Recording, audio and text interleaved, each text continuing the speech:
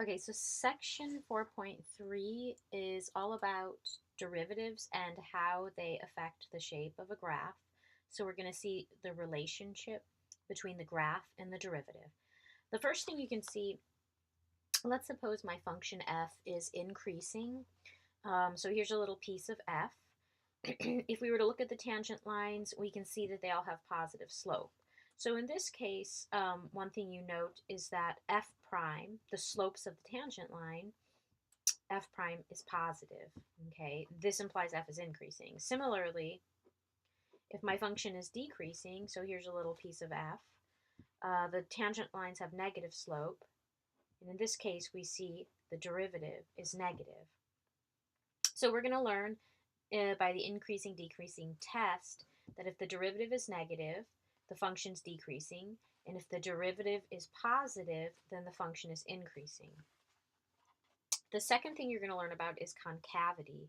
So a function, the graph of a function f is concave up if it has this shape, like it's this bowl that opens upward, and it's concave down if it has this shape. So this is the graph of f, and we can see f opens downward. So it's about the curvature. Is it curved up or is it curved down? So this case happens when the derivative, the second derivative, f double prime, is greater than 0. Our graph of f will be concave up. If the second derivative is negative or less than 0, then the graph of f will be concave down. So you might wonder why that's true. Well, let's look at the concave up case. So if f double prime is positive, then going back to this idea, we know that since this is just the derivative of f prime, this tells us f prime is increasing. And that makes total sense because if you look at the graph here, and I draw the tangent lines, you can actually see the slopes of the tangent lines to f are increasing. Here the slope is negative. Here it's also negative but less steep. Here the slope is 0. Here the slope is now it's positive. Here the slope of the tangent line is even steeper and positive. So you can see that f prime is increasing, which makes sense that the derivative f prime would be positive by what we talked about up here. Okay, so this is the basic idea. Now here's an example pulling everything together. Okay, so I'm just going to fill this in here. So f is increasing on, I'm going to give the x values. It appears to be increasing here and here. So the intervals 1, 2, and 4, 5. Okay, whereas f decreasing, well, it seems to be decreasing on the interval 2, 4. Now it's asking me where f has a local max. We can see the local max is occurring here at 2. So f of 2 equal 3. And the key thing to notice here, though, is that the local max occurred between,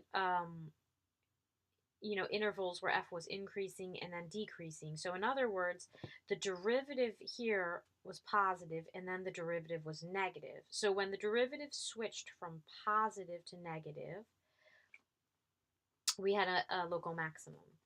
We have a local minimum over here at 4, 1.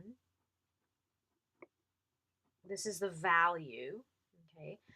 And the local minimum, notice that it occurs when the function goes from decreasing to increasing. So when f prime went from negative to positive. Now, where is the function concave up? Well, I'm just going to look at the curvature here, and it looks like it's concave up in this region. So that would be on the interval 3, 5. And notice over here, well, where is the function concave down? Well, it looks like it's curving downward over here. So that looks like it is on the interval 1 to 3. So notice how there was a switch at 3. Okay, the function went from being concave down to concave up. So it went from down to up curvature. So this type of point is called an inflection point. So the inflection point we have here is 3, 2. So that's any point where the concavity changes from concave up to concave down or concave down to concave up. And that has to be a point on the graph. So if that point isn't on the graph, it wouldn't be an inflection point.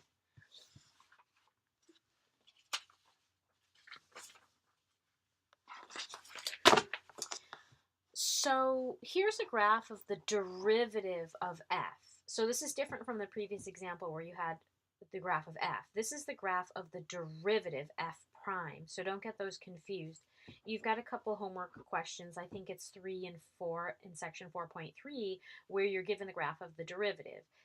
Don't make the mistake of thinking that's the graph of f. Okay, this is the graph of the derivative of f. So we're going to ask the same questions we asked before, but we're going to use the graph of the derivative of f.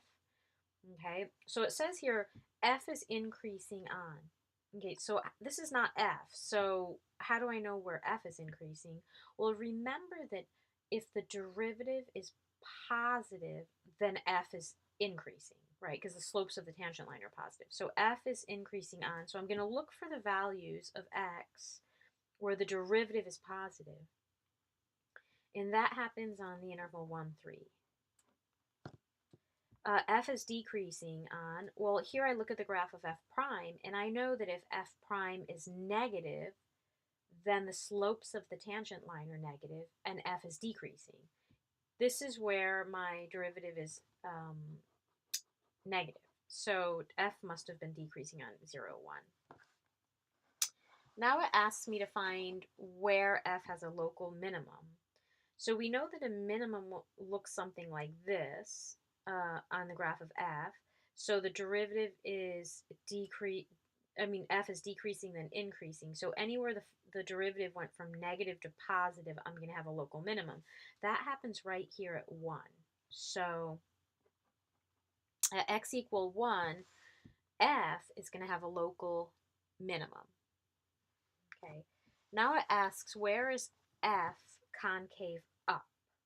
Okay, well, this question we have to think about. F is concave up.